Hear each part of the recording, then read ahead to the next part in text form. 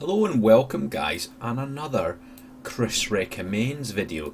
Okay, this one's actually related to something we talked about earlier, which was technological singularity in the book by Ray Kurzweil. It's actually been one of my most popular videos. I noticed in my audio actually that I haven't recorded it right. It only comes out the left ear, I think, which is a bit weird. Don't know what I did. But a couple of people have asked me questions on Facebook actually, rather than the comments, because I mentioned something called simulation theory, and it's a very, very, very interesting concept that a lot of the most intelligent men and women on earth actually believe in. And basically, the idea is that we are living in a simulation, and that's what technological singularity talks about a little bit, but that is more compound to do with the issue at hand. So the idea is that we're probably a simulation of, and potentially our own people, humans, in the future.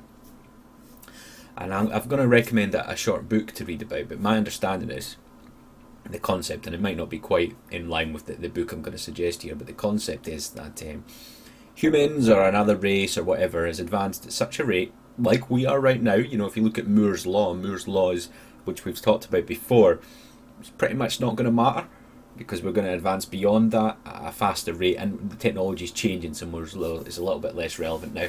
But and we can already simulate environments. Sometimes they use ideas like Grand Theft Auto and things like that, which obviously isn't a fully simulated environment. And to be honest, when you're playing Grand Theft Auto, you're probably aware of this, that it only simulates basically the block or two that you're in, and everything else just stays mute.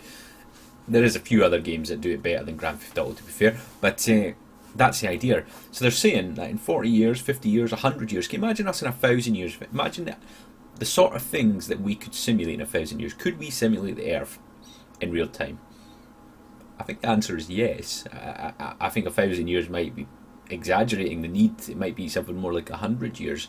You know, quantum computing in itself is going to allow it. We can already simulate the equivalent of the human mind process power. 7 billion is a little bit a different question, and all the physics and theories around that. But is it out of the realms of possibility? Absolutely not. Well, we will get there unless we have an extinction level event, which is another thing we should probably talk about at some point. But it's an incredibly complex theory. But, you know, Elon Musk, who we've mentioned a few times on this channel, and everybody knows, I'm sure, genuinely thinks we're living in a simulation. And, you know, there's been some really interesting finds by mathematicians in particular, where they found it's not quite finding computer code in the fabric of the universe. That's what people often say. It's called descriptors. It's the ability to describe something in the fabric of the universe. And the best way that this particular mathematician, can't remember his name, but I'll try and find it for the description, is by using computer code, basically web browser code, which is incredible, really. I would say, though, I think it's unlikely we'd be able to comprehend that level of coding right now, so I don't think that's a reality yet. But the book I'm going to recommend, which I'll have on screen, I've probably had it on for a little while, it's a really short book and it's very cheap. I think you can get it free on Kindle or Kindle Unlimited, and it's only like £3, maybe $5. And it's called On Computer Simulated Universes by Mark Sullivan, who I believe is a professor of some sort. I'll read out the description in a second. It's a pretty short book, it's like 60 pages. I only have it on Kindle. But, you know, I've read some real annals about this, and it's difficult to comprehend, so it's nice to get a nice soft entry into it. So I say soft, it's still pretty heavy, but let me read the description for you. With advances in quantum computer processing, the possibility of mapping entire universes inside computers is now more plausible than ever.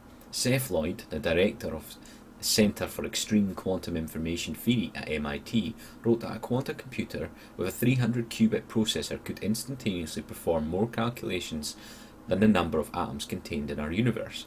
With this in mind, at the time of publishing, D-Wave announced that their team had designed a 512-qubit computer processor. If we as humans eventually develop the capability to program and run computer simulated universes, then there's a likelihood that this has already been achieved many times before. Further, there is a high probability that we reside in a computer simulation. In this enlightening new work, Margie Solomon entertains just one central idea, that all of us exist within a computer simulated universe.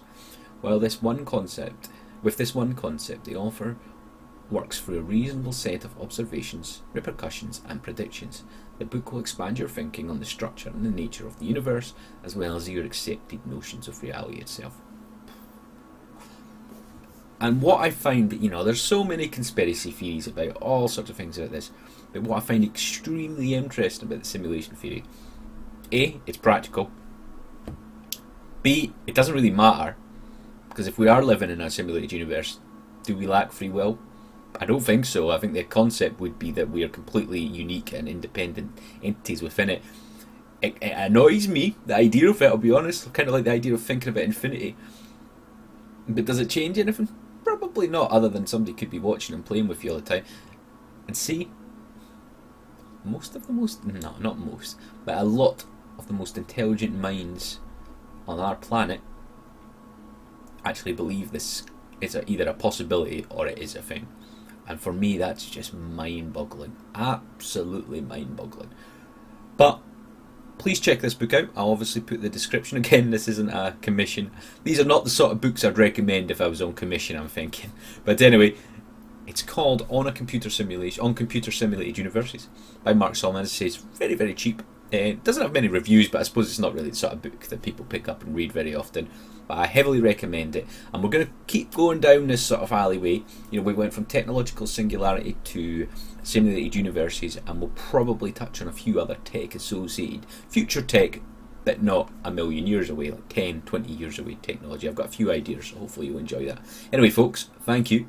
Please remember to hit that like button, subscribe if you haven't already, and hopefully I'll catch you for the next one.